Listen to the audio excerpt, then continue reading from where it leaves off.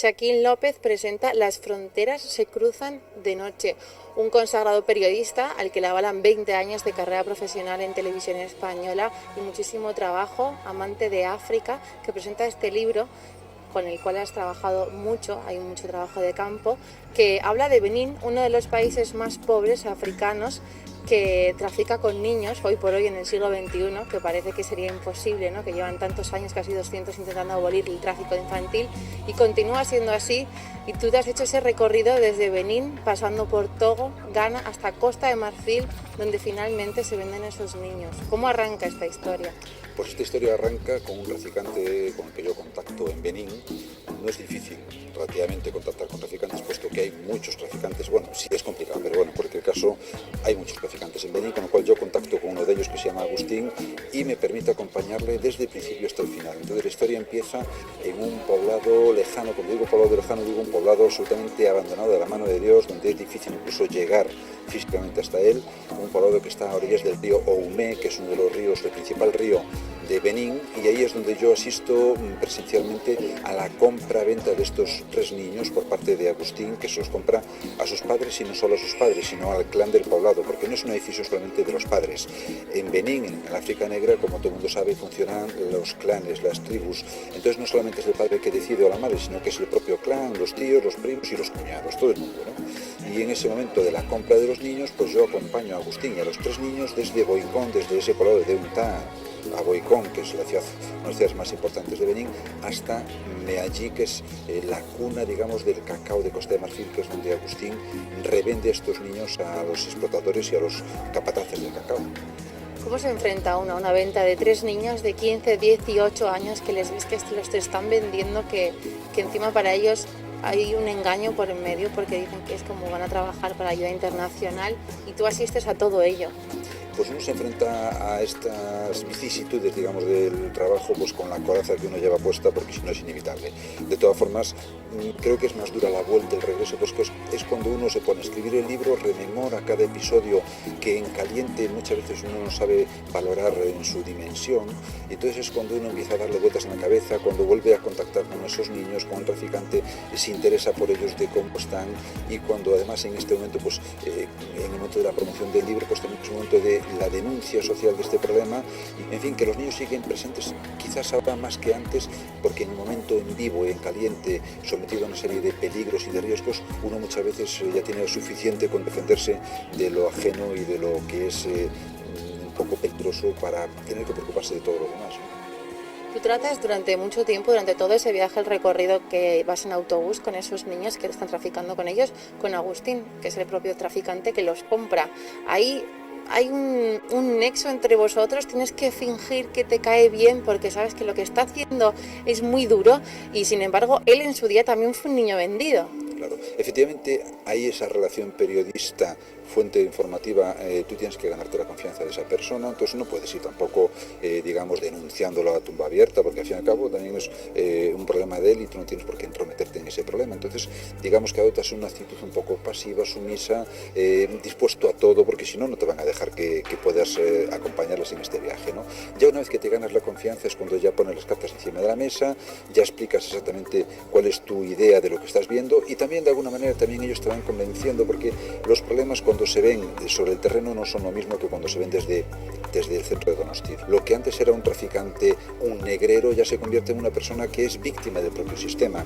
Lo que es un niño víctima de esa esclavitud también es un niño que se agarra a esa única posibilidad de salir de un poblado, aunque sea para trabajar, para ser explotado en los campos de cacao. Es decir, que es un problema que tiene muchas aristas, y si hay algo que yo he aprendido en este oficio de periodista es que nunca se puede juzgar a nadie. No somos jueces, somos periodistas, denunciamos, pero no podemos emitir ninguna opinión al respecto.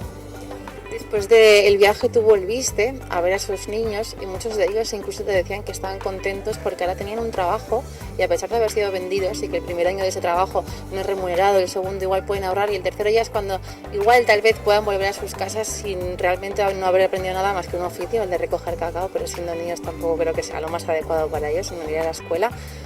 ¿Cómo te enfrentas a que ellos te digan realmente que se sienten mejor ahí que en sus casas? Bueno, veo que te has leído el libro y que estás bastante bien informada de lo que se cuenta en él, porque efectivamente los niños volví a verlos al cabo de un año a Costa de Marfil, contacté con ellos, me decían efectivamente que estaban bien. Claro que tampoco uno llega muchas veces a conocer realmente la sinceridad de esta respuesta, aunque yo efectivamente les veía bien, por lo menos de aspecto físico, ¿no? Creo que también en estos casos esta esclavitud, que para nosotros es una esclavitud, para ellos es una liberación relativa, pero liberación al fin y al cabo.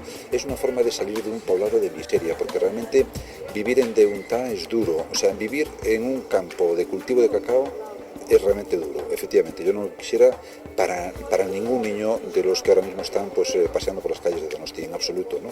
Pero también puedo deciros que vivir en un poblado que se llama Deunta, a orillas del río Oumé, es realmente una vida sin futuro.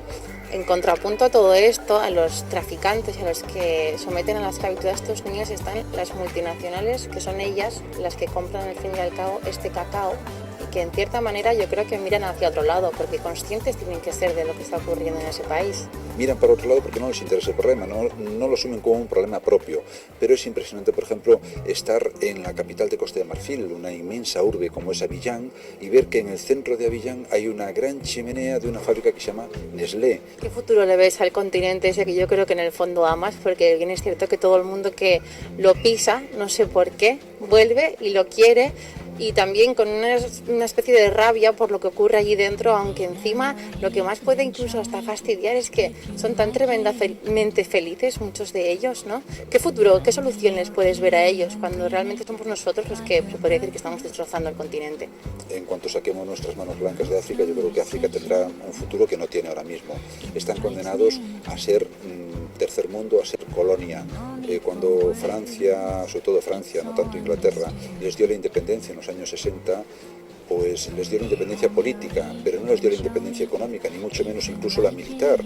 Si es que Francia tiene bases militares por todo África, tiene un gran ejército desplegado en la zona apoyando a dictadores como se ha habido en el Chad, por ejemplo. No podemos exportar la democracia modelo americano a Irán, es impensable. Vamos a provocar una masacre como en Irak, y no podemos hacerlo tampoco al África negra. Tenemos que dejar que desarrollen sus propios sistemas políticos. Yo no sé, evidentemente, si esto también es una puerta abierta para las dictaduras, pero yo creo que exportar la democracia obligatoriamente no va a funcionar, no está funcionando. Mucha gente, tú has nombrado la ayuda humanitaria, no hablas mucho de las ONGs, como, bueno, no voy a entrar a nombrarlas.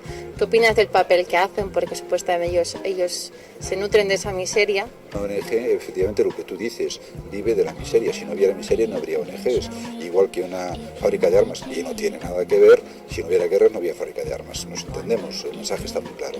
A partir de ahí cumplen un papel fundamental, es decir, gracias a la ONG, a las ONGs desplegadas en su mayoría, la mayoría de las ONGs desplegadas en África, la miseria no es tan trágica.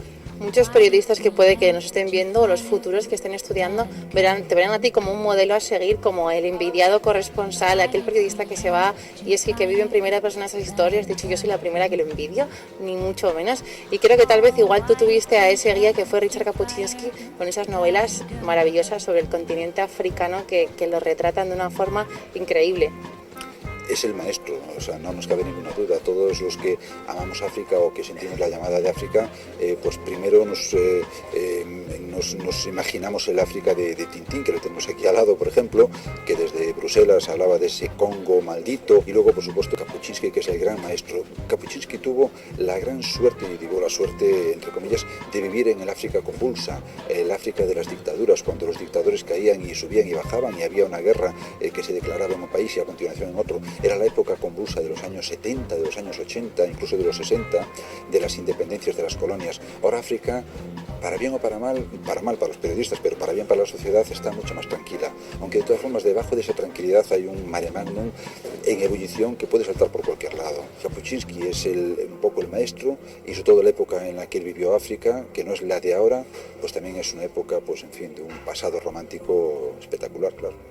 Bueno, yo creo que podríamos estar hablando de África eternamente, porque yo nunca he estado, pero sí que siento esa llamada por ir a África. He leído muchas novelas y la verdad que te doy la enhorabuena, muchísimas gracias, y esperemos que de verdad que esto no sea una hoja caduca y que sirva por lo menos para lo mínimo que yo creo que se pueda conseguir.